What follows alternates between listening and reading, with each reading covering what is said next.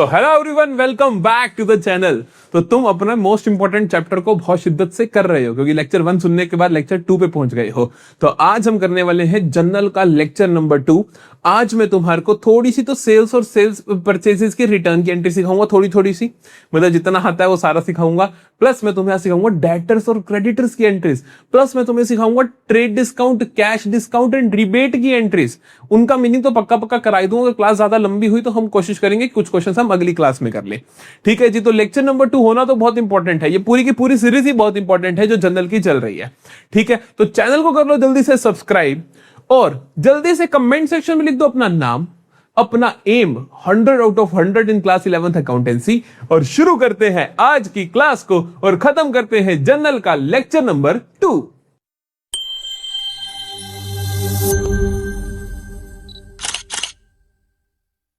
पहले purchases and sales return की entry सुनो। परचेसेस की एंट्री तुम्हें पता है ना क्या होता है? Purchases account debit to cash account या टू बैंक अकाउंट या फिर सामने वाले बंदे का नाम यही होता है। रिटर्न की एंट्री क्या होगी? सोचो, उल्टी हो जाएगी। अगर परचेसेस बढ़ रहे थे, परचेसेस खर्चा है ना तुम्हारा, अगर तुमने परचेसेस मतलब गुड्स खरीदना है, इस खर्चा वापस कर दोगे, तुम्हारा खर्चा कम हो रहा है तो परचेसेस रिटर्न को क्रेडिट कर दोगे। परचेसेस को डेबिट कर दो तो परचेसेस रिटर्न को क्रेडिट कर दोगे। तो आपको याद क्या रखना है कि जो परचेज रिटर्न है वो क्रेडिट होगा। ठीक है। सिमिलरली सेल्स रिटर्न की एंट्री में सेल्स रिटर्न को क्या करोगे? सेल्स को क्या करते थे बेटा? आप क्रेडिट करते थे ना। कुछ सामान बेचा, सेल्स करी तो आपकी इनकम है, इनकम को हम क्रेडिट करते हैं, चाहे वो कैश में बेचा, चाहे बैंक में बेचा, चाहे उधार पे बेचा। सेल्स क्रेडिट होता था तो सेल्स रिटर्न क्या होगा? पक्का डेबिट होगा। ये बात समझ में आती है? चलो अब एंट्रीज देखते हैं। पहली एंट्री मुझे क्या कहती है? देखो, पहली एंट्री कहती है सोल्ड गुड्स कॉस्टिंग, अरे इसको सॉरी ये वाली देखो, गुड्स ऑफ 5000 रिटर्न टू सारा। अब अपने आप समझना है टू का मतलब क्या है। गुड्स ऑफ 5000 रिटर्न टू सारा, आपने वापस करे हैं। आप किनको वापस करोगे? जो परचेजेस होंगे वो वापस करोगे। तो ये परचेज रिटर्न है। ये अपने आप समझना होगा आपको कि ये क्या है, मेरा परचेज रिटर्न है। समझ में आ रहा है? अब आप सारा को कर रहे हो तो मतलब उधार की ट्रांजैक्शन है। परचेजेस डेबिट होता तो परचेज रिटर्न क्रेडिट होगा। तो सेकंड ट्रांजैक्शन का सॉल्यूशन क्या है? सेकंड ट्रांजैक्शन का सॉल्यूशन क्या है? Sara debit to purchase return account. ठीक है जी। 5000। अब तीसरी ट्रांजैक्शन को ध्यान से देखो। तीसरी ट्रांजैक्शन कहती है सारा रिटर्न गुड्स ऑफ 5000। सारा ने रिटर्न कर दिए गुड्स आपको 5000 के। सारा कौन है बेटा? अगर सामने से मेरे पास रिटर्न आ रहा है तो मतलब सेल्स रिटर्न है कि मैंने सामान बेचा होगा फिर सामान वापस आ गया होगा, तो ये क्या है? सेल्स रिटर्न है। जब सेल्स रिटर्न होता है तो सेल्स रिटर्न अकाउंट क्या होता है? डेबिट होता है। तो तीसरी जो एंट्री बनेगी वो मेरी क्या बनेगी? Sales return. और सिर्फ नाम लिखा है तो मतलब उधार की ट्रांजैक्शंस थी, तो मैं कहूंगा sales return account debit to Sara. ठीक है जी। 5000 ऑफ और टू का मतलब अपने आप क्या कहते हैं, अपने आप समझना है कि कौन सा परचेज रिटर्न है और कौन सा सेल्स रिटर्न है। अब पहली ट्रांजैक्शन पे आ जाओ। पहली ट्रांजैक्शन का क्या है? पहली ट्रांजैक्शन कहती है सोल्ड गुड्स कॉस्टिंग 15,000 एट 18,000 की। आपने 15,000 वाले गुड्स 18,000 के बेच दिए। अगर आप वो कैपिटल अपना क्या कहते हैं अकाउंटिंग इक्वेशन में वापस घुसोगे तो आपको वहां पे समझ आएगा। तो हम ऐसी ट्रांजैक्शन का क्या करते थे? 15,000 तो हम स्टॉक से कम करते थे, 18,000 हम कैश को बढ़ाते थे और 3,000 हम कैपिटल को बढ़ाते थे। लेकिन जनरल एंट्री में ऐसा नहीं होता। जनरल एंट्री हम सिर्फ ये कह देते हैं कि हमने इतने की सेल्स करी है। ऑटोमेटिकली बाद में हम सेल्स में से माइनस करेंगे चीजें की खरीदे इतने का, तो ऑटोमेटिकली प्रॉफिट तब निकल जाएगा। तो शुरुआत में आप क्या कहते हो? सिर्फ यही एंट्री करोगे। इसकी एंट्री क्या करोगे? इसकी एंट्री करोगे cash account debit to sales account. ठीक है बेटा। 18,000 दैट्स इट। कंफ्यूज नहीं होना कि 15,000 आएगा या फिर 3,000 प्रॉफिट, कुछ नहीं करना। ये ऑटोमेटिकली प्रॉफिट बाद में बुक हो जाएगा। जैसे जैसे आप आगे सीखोगे आपको समझ आ जाएगा कि हम सेल्स में से माइनस कर रहे हैं कि जितने का सामान खरीदा था, तो ऑटोमेटिकली डिफरेंस प्रॉफिट होता है और हम वो ओनर को दे देते हैं। तो अभी के लिए आपने क्या करना है? जो सेल प्राइस है ना उसी पे आपने सेल्स को रिकॉर्ड कर देना है। ठीक है, समझ में आती है सारी बात? चलो अब आते हैं अगले टॉपिक पे, that is debtors and creditors की ट्रांजैक्शन। कि मैंने किसी डेटर को पैसा देना था तो मैं उसको किस किस तरीके से पैसा दे सकता हूं। ओ सॉरी यार, डेटर से तो पैसा लेना होता है। कि मैंने किसी डेटर से पैसा लेना था तो मैं किस किस तरीके से उससे पैसा ले सकता हूं कि उसको पैसा लेते वक्त थोड़ा बहुत डिस्काउंट दे दूं या कुछ कर दूं। सिमिलरली क्रेडिटर को पैसा देना होता तो मैं उसको किस किस तरीके से पैसा दे सकता हूं। जितने भी केसेस होते हैं सारे के सारे आज हम कवर करेंगे। डेटर्स की बात करते हैं कि कहता है received ₹5,000 from Mahak own account, कि आपने महक से 5,000 ओन अकाउंट रिसीव कर लिए। ओन अकाउंट का मतलब कुछ नहीं होता कि मतलब उससे 5,000 आपने रिसीव कर ली, इतनी सी बात है कि सामने वाले बंदे का खाता था आपके बुक्स में, तो आपने उससे 5,000 रिसीव कर लिए। जब तुमने 5,000 रिसीव करे तो क्या हुआ, कैश इंक्रीज हुआ, कैश इंक्रीज हुआ। पहली ट्रांजैक्शन को ध्यान से देखें अगर हम, तो हम बोलेंगे देखो भैया क्या हो रहा है यहाँ पर, कैश इंक्रीज हो रहा है। और दूसरा, ये जो महक है ये रिड्यूस हो रही है। बेटा महक कौन है तुम्हारे लिए, डेटर है। कौन है तुम्हारे लिए, डेटर है। तुम्हारा डेटर रिड्यूस हो रहा है और कैश इंक्रीज हो रहा है। कैश इंक्रीज होना मतलब कैश तो एसेट है भैया, एसेट इंक्रीज होती है तो डेबिट। महक डेटर है मतलब महक भी एक एसेट है, एसेट कम हो रही है तो मतलब क्रेडिट। तो जनरल एंट्री क्या पास करोगे, जनरल एंट्री आप पास कर दोगे कैश अकाउंट डेबिट टू महक। ठीक है बेटा जी, तो कितना लिखोगे, 5,000 आपके पास आया, 5,000 आप लिख दोगे। कोई प्रॉब्लम तो नहीं। चलो अब दूसरी ट्रांजैक्शन को देखते हैं ध्यान से। दूसरी ट्रांजैक्शन में क्या कहता है, received 5,000 from Mahak, debtor of ₹6,000। महक मेरी डेटर कितने की है बेटा, 6,000 की है, और मैंने क्या करा, 5,000 रिसीव करा ऑन अकाउंट। ऑन अकाउंट, फिर से ऑन अकाउंट का मतलब होता है कि आपने कितने मर्जी पैसे लेने हो, आपने 5,000 रिसीव करे, आपने 6,000 लेने थे, आपने 5,000 रिसीव कर लिए, कोई बड़ी बात नहीं है। तो आप इसके अंदर भी मानोगे कि मेरा कैश बढ़ जाएगा 5,000 से, और महक जो कि मेरी क्या है बेटा, डेटर है, डेटर है, वो कम हो जाएगी कितने से, 5,000 से। तो वही कैश बढ़ गया तो एसेट बढ़ गई, डेबिट कर दो। महक डेटर, एसेट कम हो गई तो क्रेडिट कर दो। एंट्री क्या बन जाएगी, एंट्री बन जाएगी cash account debit to Mahak. समझ में आ रही है, 5,000 5,000। अगली ट्रांजेक्शन को बहुत ध्यान से देखना, बहुत ध्यान से देखना। देखो कहता है कि received 5,000 from Mahak, debtor of ₹6,000 in full settlement. ये ऑन अकाउंट का मतलब होता है कि 5,000 ही दिए बस। इन फुल सेटलमेंट का मतलब होता है कि अब और पैसे नहीं आएंगे।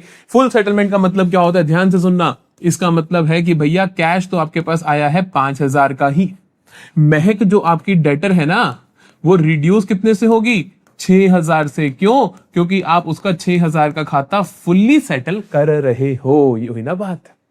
लेकिन अगर आप सोचोगे तो यहां पे तो फिर डिफरेंस आ गया, डेबिट हो रहा है इतने से, क्रेडिट हो रहा है 6,000 से, तो ये 1,000 रुपए जो डिफरेंस है ये आप उसको डिस्काउंट दे रहे हो। तो आप एक और नया खाता खोलोगे जिसका नाम होता है डिस्काउंट अलाउड 1,000 रुपए का। तो आप 1,000 रुपए का डिस्काउंट अलाउ कर रहे हो। फिर से सुनो, फुल सेटलमेंट का मतलब क्या हुआ कि आपने 5,000 ही दिए, 5,000 ही रिसीव करे, 6,000 का खाता सेटल कर दिया, मतलब 1,000 रुपए का डिस्काउंट दे दिया। तो जल्दी से देखते हैं, कैश इंक्रीज हो गया, एसेट होती है डेबिट। महक डेटर रिड्यूस हो गई, एसेट होती है क्रेडिट। डिस्काउंट अलाउड बेटा एक्सपेंस होता है, एक्सपेंसेस क्या होते हैं, डेबिट। तो एंट्री क्या बनेगी, ध्यान से देखना। एंट्री बन जाएगी cash account debit 5,000, discount allowed account debit 1,000 to Mahak. समझ में नहीं आया कि महक एज अ डेटर मेरी 6,000 से कम हुई, 5,000 मुझे कैश मिला और 1,000 रुपए का मैंने डिस्काउंट अलाउ कर दिया। ठीक है, सो इस तरीके से आपको ट्रीटमेंट करना है। अब क्रेडिटर्स की एंट्री समझोगे तो आपको बहुत अच्छे से समझ आ जाएगा। बिल्कुल उल्टा होता है, क्योंकि पहली एंट्री को देखो, कहते हैं कि paid ₹5,000 to Soham on account. आपने ऑन अकाउंट पैसे दिए सोहम को 5,000, कोई दिक्कत नहीं है। तो पहली ट्रांजेक्शन में क्या हुआ, आपका कैश कम हो रहा है और सोहम भी कम हो रहा है। लेकिन सोहम कौन है, क्रेडिटर है, क्योंकि अगर आप सामने वाले को पैसे दे रहे हो तो इसका मतलब वो आपका क्रेडिटर है। ले रहे होते तो वो कौन होता, आपका डेटर होता। ठीक है, कैश कौन है बेटा, एसेट है। एसेट रिड्यूस होते हो तो क्या होता है, क्रेडिट होता है। सोहम कौन है, क्रेडिटर। क्रेडिटर कौन होता है, लायबिलिटी होता है। डेटर एसेट होता है तो ये क्या होता है, एक लायबिलिटी। लायबिलिटी कम, लायबिलिटी बढ़े तो क्रेडिट, कम हो तो डेबिट। ठीक है, तो एंट्री क्या बनेगी, सोहम भाई साहब को आप डेबिट करोगे, पहले डेबिट वाला नाम लिखते हो, सोहम को आप डेबिट कर दोगे टू कैश अकाउंट 5,000 5,000। समझ में आई एंट्री। अगला देखो, कहता है, अगला कहता है कि देखो पेड ₹5,000 टू सोहम, सोहम को आपने 5,000 ही दिए, क्रेडिटर ऑफ 20,000 ऑन अकाउंट, की 20,000 का क्रेडिटर था लेकिन ऑन अकाउंट। बेटा जब ऑन अकाउंट लिखा जाए तो इसका मतलब आपने 5,000 ही दिया, आपको उसी की एंट्री करनी है, आपको नहीं फर्क पड़ता टोटल क्या था या डिस्काउंट है कि नहीं, आपको कोई फर्क नहीं पड़ता। तो इसका मतलब क्या है, तो इसका मतलब क्या है, दूसरी ट्रांजेक्शन में क्या होगा मेरे साथ, कैश रिड्यूस हो जाएगा 5,000 से, और सोहम एज अ क्रेडिटर रिड्यूस हो जाएगा 5,000 से। ठीक है, कैश रिड्यूस होना मतलब क्रेडिट होता है, कैश रिड्यूस होना मतलब क्रेडिट होता है। सोहम एज अ क्रेडिटर रिड्यूस होना मतलब डेबिट होता है। लायबिलिटी रिड्यूस हो तो हम डेबिट करते हैं। एंट्री क्या बन जाएगी? सोहम debit to cash account 5,000 and 5,000। बताइए, यहां तक कोई प्रॉब्लम बेटा? नहीं है। चलो तीसरी ट्रांजैक्शन को ध्यान से देखना, मेरे को उम्मीद है कि आप अपने आप से कर पाओगे, और अगर आप अपने आप से कर पाओ ना तो कमेंट सेक्शन में लिख के बताना कि हमने अपने आप से कर ली थी। ट्रांजैक्शन को देखते हैं। कहते हैं कि paid rupees 15,000 to Soham, 15,000 to Soham, a creditor of rupees 20,000। Creditor कितने का है? 20,000 का है। तुम कितना दे रहे हो? 15,000 दे रहे हो। अगर ये ऑन अकाउंट होता तो एंट्री कर देते सोहम टू कैश 15,000, लेकिन क्वेश्चन ने क्या बोला? इन फुल सेटलमेंट, मतलब कि अब और पैसा नहीं देना सोहम को, फुल्ली सेटल हो गया। इस बार डिस्काउंट रिसीव हुआ, इस बार डिस्काउंट रिसीव हुआ क्योंकि मुझे कम पैसा देना पड़ा। तो व्हाट विल आई डू मेरे भाई साहब? मैं एक तो कहूंगा देखो, मेरा कैश कम हो रहा है कितने से? 15,000 से, और मेरा सोहम कौन है? मेरा क्रेडिटर है। कितने से कम हो रहा है बेटा? जल्दी बताओ। 20,000 से। क्यों? क्योंकि आप फुल्ली सेटल कर रहे हो उसका अकाउंट, और डिस्काउंट आपको रिसीव हो रहा है कितना? 5,000 से। चलो अब एक एक चीज की नेचर लिखते हैं और समझते हैं क्या होगा। कैश मेरी एसेट है, एसेट कम होती है तो क्रेडिट होता है। सोहम मेरी लाइबिलिटी है, कम होता है तो डेबिट होता है। डिस्काउंट रिसीव्ड मेरी इनकम है, बढ़ती है तो क्रेडिट होता है। मेरा प्रॉफिट है, बढ़ता है तो क्रेडिट होता है। ठीक है, तो ट्रांजैक्शन क्या बनेगी? सोहम डेबिट। अपने इंस्टिंक्ट के हिसाब से मत चलना, लॉजिक के हिसाब से चलना। सारी एंट्री सही पास करोगे। अगर आपने मन में सोच लिया ना ये तो अच्छा है तो डेबिट होता है, बुरा है तो क्रेडिट होता है, ऐसा कुछ नहीं होता। ठीक है, तो वहम मत पालना, लॉजिक को पालो। ठीक है, सोहम को आपने डेबिट करा 20,000 से to cash account 15,000 to discount received account. अभी वो डिस्काउंट रिसीव्ड अच्छी चीज ही तो है, सारी की सारी इनकम अच्छी चीजें होती हैं, लेकिन क्रेडिट होती है तो क्या हो गया? इट डजंट मीन कि डेबिट अच्छा होता है या क्रेडिट बुरा होता है, ऐसा कुछ नहीं होता।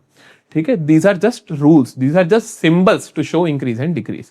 समझ में आ गया मेरे हिसाब से? तुम्हें डेटर्स एंड क्रेडिटर जल्दी बताओ पहले तो, यहां तक कोई प्रॉब्लम तो नहीं?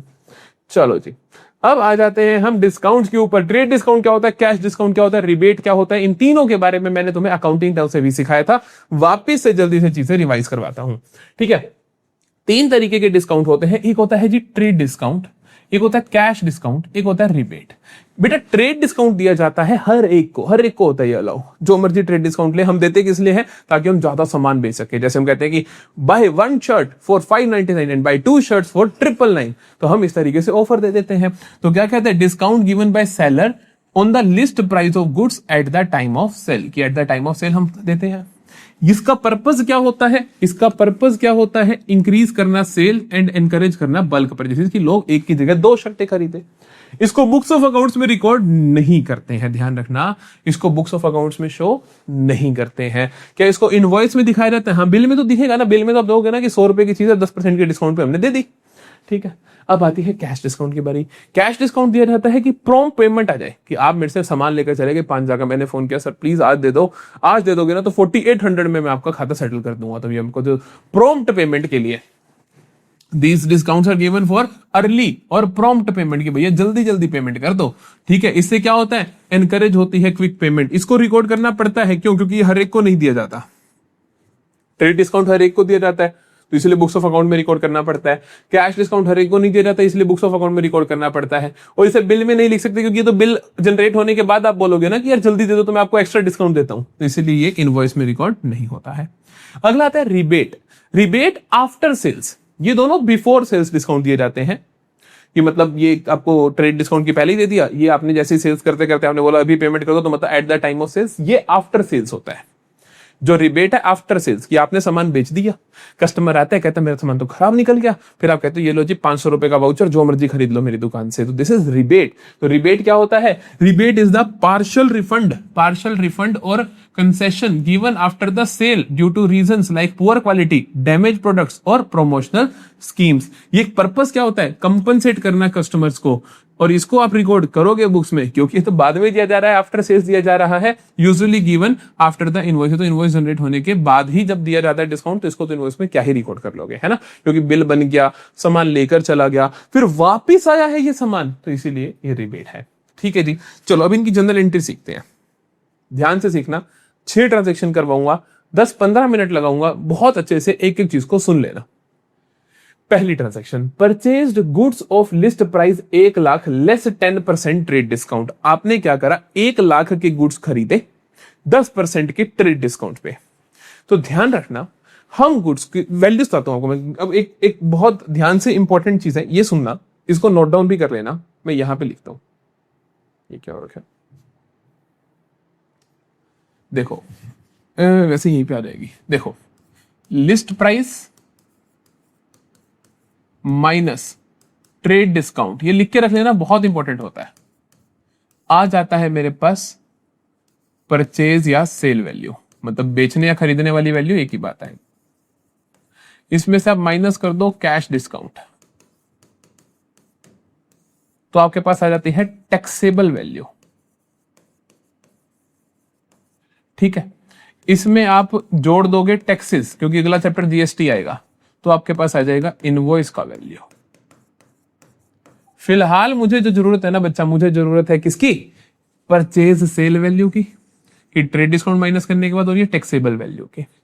मैं आपको जो बताना चाहता हूं, इससे ये बताना चाहता हूं कि जब आप ट्रेड डिस्काउंट देते हो तो आप उसको रिकॉर्ड नहीं करते, आप उसको मान लेते हो कि हमने बेचा ही कम का है या खरीदा ही कम का है। जैसे मैंने कहा purchase goods of list price 1 lakh less 10% trade discount, इसका मतलब पता है क्या है? कि 1 लाख में से 10% घटा दो, 10,000 गया, 90,000 बचा, तो मतलब आपने सामान खरीदा ही 90,000 का है। इसको कैसे रिकॉर्ड करोगे? देखो, पहली एंट्री को देखो कैसे रिकॉर्ड करूंगा। तो मैं बोलूंगा कि पहली ट्रांजेक्शन को हम रिकॉर्ड करेंगे परचेजेस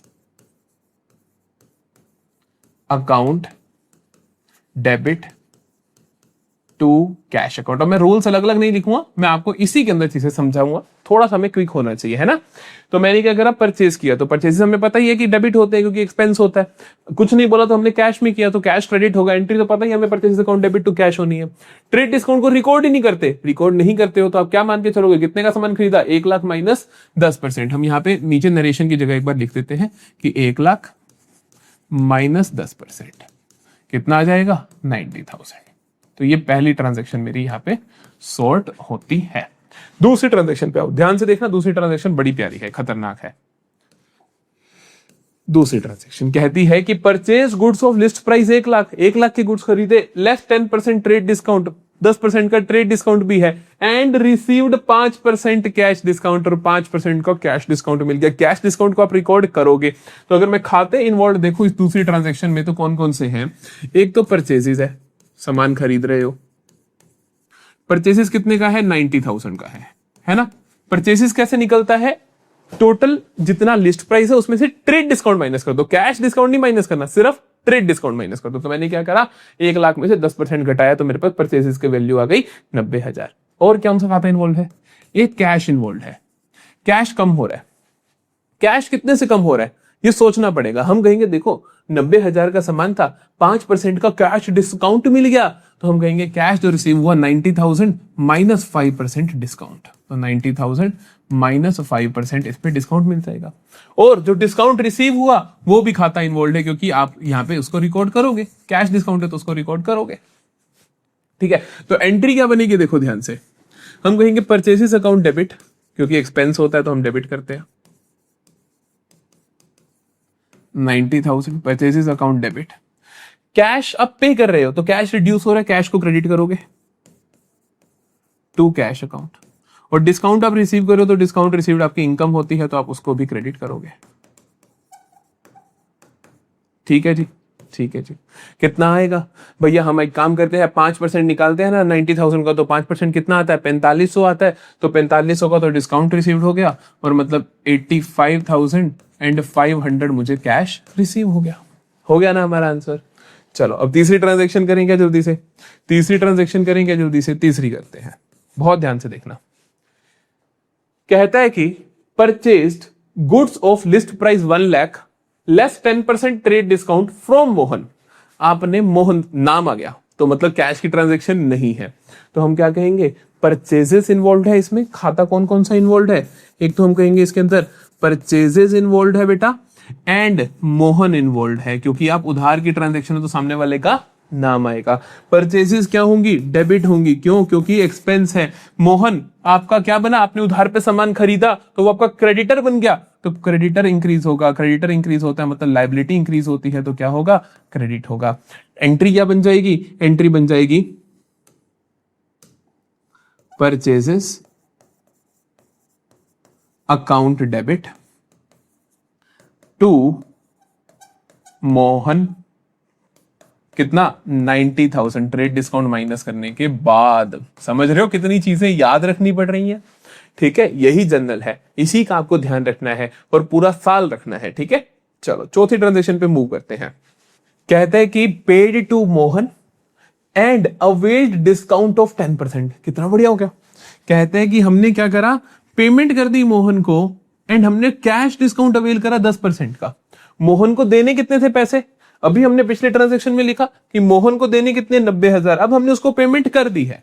तो मतलब कि अगर मैं चौथी ट्रांजेक्शन को देखूं तो मैं कहूंगा कि देखो मैंने मोहन को देने थे 90,000, लेकिन मैं मोहन को दे कितना रहा हूं, 10% डिस्काउंट ले रहा हूं, तो मतलब उसको मैं 90,000 का 10% 9,000 नहीं दे रहा, 9,000 का डिस्काउंट रिसीव कर रहा हूं।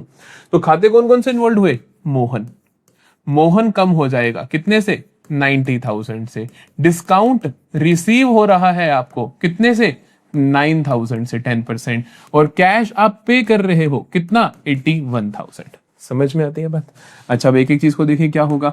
हम कहेंगे मोहन कम हो रहा है, मोहन कौन है बच्चा, क्रेडिटर है। मोहन कौन है, क्रेडिटर है। कम होता है तो क्या होगा, डेबिट होगा। डिस्काउंट रिसीव्ड इनकम है मेरी, डिस्काउंट रिसीव्ड इनकम है मेरी, बढ़ती है तो क्या होगा, क्रेडिट। कैश मेरी एसेट है, कम होती है तो क्या होगा, क्रेडिट। तो एंट्री क्या बन जाएगी, एंट्री बन जाएगी Mohan debit to discount received account to cash account. Clear है। तो मोहन कितने से डेबिट होगा, 90,000 से। डिस्काउंट रिसीव्ड कितना आएगा, 9,000 से। कैश कितना आएगा, 81,000 से। समझ में आती है बात। तो दिस इज द एंट्री। चलो पांचवी ट्रांजेक्शन को देखते हैं। पांचवी ट्रांजेक्शन में और भी ज्यादा मजा आने वाला है। छठी ट्रांजेक्शन तो बहुत ही अच्छे मैंने खुद से लिखी अभी। पांचवी पढ़ो पहले तो। Rebate of 3,000 receive from Sohan. Rebate में कुछ नहीं होता। रिबेट अगर आपने रिसीव करी तो आपके लिए फायदा हुआ नुकसान हुआ, पहले तो ये बताओ। फायदा हुआ। फायदा हुआ तो मतलब क्रेडिट होगा, और सोहन से करी तो सोहन को आप डेबिट कर दोगे। इसमें दो खाते इन्वॉल्व होंगे, Sohan and rebate received. Rebate receive कर रहे हो, फायदे की चीज है, बढ़ने पे क्रेडिट होगा, तो सोहम को आप क्या कर दोगे, डेबिट। ठीक है। अब सोहम को डेबिट क्यों करते हैं, हल्का सा बता रहा हूं, ना समझ आए तो टेंशन ना लेना। सोहम को डेबिट इसलिए करते हैं क्योंकि जिससे हम रिबेट रिसीव कर रहे हैं वो हमारा क्रेडिटर होगा, है ना, क्यों हमने उससे कभी सामान उधार पे खरीदा होगा। अब वो कम हो रहा है, अगर क्रेडिटर कम होता है तो वो डेबिट होता है। तो आप ऐसे सोच सकते हो। तो एंट्री क्या बन जाएगी, एंट्री बन जाएगी यहां पर मेरे पास सोहन debit to rebate received account. कितना आएगा, 3,000 का। ठीक है बेटा, बताओ जल्दी से समझ में आई चीजें, शाबाश। अब करते हैं हम छठी transaction, the most important transaction of the day. ध्यान से सुनना। मैंने कहा purchased goods of list price 1 lakh less 10% trade discount. हमने गुड्स खरीदे 1 लाख वाले 10% के ट्रेड डिस्काउंट पे। फ्रॉम रितु नाम दिया उसने। आगे देखो कहता है and paid half the amount availing cash discount of 5%, और हमने आधा पैसा दे दिया और उस पे हमें 5% का कैश डिस्काउंट मिला। अब सोचने की बात है, कैश डिस्काउंट तो सिर्फ और सिर्फ उस अमाउंट पे मिलता है जो आप कैश में पे कर रहे हो। तो आपने आधा पेमेंट किया तो आधे पे मिलेगा कैश डिस्काउंट, पूरे पे नहीं मिलेगा। तो अब इसको हम कैसे समझे, ध्यान से देखना। हम इसके लिए एक प्यारा सा वर्किंग नोट बना लेते हैं। ठीक है, मैं कहता हूं आपको कि आप ऐसा लिखो कि हमारा लिस्ट प्राइस क्या है। चीजों को लिखने का तरीका देखो, लिस्ट प्राइस क्या है। लिस्ट प्राइस है भैया 1,00,000, माइनस कर दो ट्रेड डिस्काउंट, क्योंकि ट्रेड डिस्काउंट तो दोनों पे, ट्रेड डिस्काउंट तो मिलता ही मिलता है, उसका कैश डिस्काउंट से कोई लेना देना नहीं है। 90,000, ठीक है। अब 90,000 में से उसने बोला कि half of the amount is paid in cash, तो आप जो कैश में पे नहीं करा उसको अलग कर दो, और जो कर दिया उसको अलग कर दो। तो हम कहेंगे कि जो पे नहीं करा वो कौन होगा बेटा, रितु, उधार पे माना जाएगा वो, और जो कैश में पे कर दिया वो कैश वाला जाएगा। तो रितु 45,000 और कैश वाला 45,000, लेकिन इस पे आपको डिस्काउंट मिलेगा 5% का, नहीं समझे, डिस्काउंट मिलेगा 5%, 5 ना, इसको 10% कर लेते हैं ताकि आसान हो जाए कैलकुलेशन, ठीक है। तो हमने कहा 10% का डिस्काउंट मिलेगा, तो 10% का डिस्काउंट कितना मिलेगा, 4500। कितना आ जाएगा, हम कहेंगे 45,000 में से 45 हो गया, तो 45,000 में से 45 हो गया, तो ये आ गया 40,500, ठीक है। देखो मैं इससे आपको समझाना क्या चाहता हूं इस वर्किंग नोट से, ये ऐसा ही वर्किंग नोट बनाना है जब भी आपको दिखे कि टोटल सेल्स या टोटल परचेजेस में से कुछ हिस्सा कैश में हुआ है और उस पे कैश डिस्काउंट है, तो इस तरीके से आपको करना है। मैंने क्या क्या लिखा, मैं फिर से समझाता हूं आपको। मैंने लिखा लिस्ट प्राइस क्या था, माइनस किया ट्रेड डिस्काउंट, तो ये आ गई मेरे पास परचेज वैल्यू, 90,000 का सामान मैंने खरीदा है, जिसमें से 45,000 का उधार पे खरीदा, तो रितु को मैं 45,000 से अपना क्रेडिटर बना दूंगा।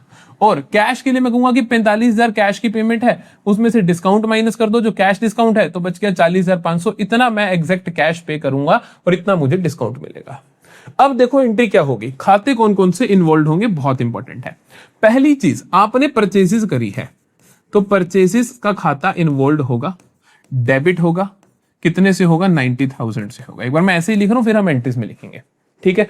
पहली चीज, आपने 90,000 का सामान परचेज करा है, तो परचेजेस अकाउंट डेबिट होगा 90,000 से। फिर रितु पे आ जाओ, रितु से पूछो, रितु कौन है बेटा, क्रेडिटर है। कौन है, क्रेडिटर है, क्योंकि उधार पे सामान खरीदा, तो क्रेडिट होगी कितने से, 45,000 से। समझ में। अच्छा, कैश से पूछो, कैश एसेट है और कम हो रहा है, कितने से कम हो रहा है, 40,500 से। गलती से 45,000 मत लिख देना, क्योंकि डिस्काउंट मिल रहा है 4500 का, तो कैश कितना कम हो रहा है, 40,500 से। और डिस्काउंट आपको रिसीव हो रहा है, डिस्काउंट रिसीव्ड क्या है, आपकी इनकम है, बढ़ती है तो क्या होता है, क्रेडिट होता है। तो कितने से कितना डिस्काउंट मिल रहा है, 4,500 का डिस्काउंट रिसीव हो रहा है। समझ में आया। ऐसे आपको एक एक चीज को अच्छे से समझना होता है जब इस तरीके की एंट्रीज हो। तो अब इसको हम लिखते हैं आराम से। हम एंट्री क्या बनाएंगे, हम कहेंगे purchases account debit, purchases account debit, कितना है बेटा, 90,000। और कुछ डेबिट हो रहा है, नहीं हो रहा, ये क्रेडिट, ये क्रेडिट, ये क्रेडिट, तो हम क्या लिखे, हम to Ritu 45,000, to discount received, कितना discount received, 4500, to cash account 40,500। समझ में आया, जल्दी बताओ। दिस इज हाउ आप जनरल एंट्री पास करोगे। तो यहां पर हमारी आज की क्लास खत्म होती है। इतना ही मुझे करवाना था, चाहे विश्वास नहीं हो तो देख लो, इतना ही करवाना था, ठीक है। अगली क्लास में मैं आपको ये जितने भी मैंने एंट्रीज करे ना डिस्काउंट की, वो सारी परचेसेस रिलेटेड थी। अगली क्लास में कुछ एक सेल्स रिलेटेड लाऊंगा, ठीक है, एग्जैक्ट अपोजिट करना होगा, कोई बड़ी बात नहीं होगी।